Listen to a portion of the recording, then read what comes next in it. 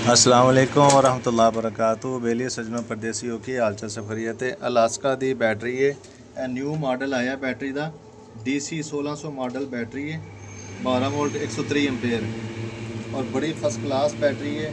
और फिर सब तो वड्डी गल है कि ट्यूबलर बैटरी, ठीक है। ट्यूबलर बैटरी बहुत हैवी चीज़ है, बड़ा अच्छा इन्होंने एक न्यू मॉडल कढ़िया अलास्का ने।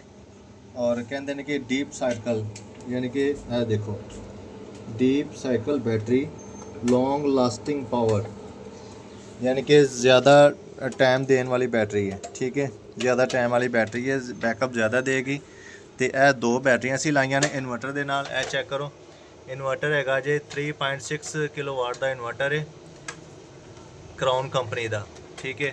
और यह असी मुकम्मल इतना ब्रेकर बॉक्स लगाए ने, इन आउट ते प्रोटैक्शन लगाइया ने, किसी किस्म का कोई मसला ना आए।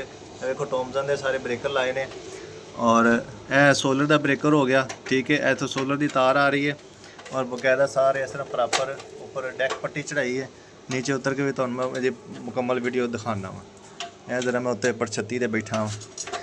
यार जल्दी कर, पेचकस समान थले ला, जल्दी स्पीड मारो, शाबाश।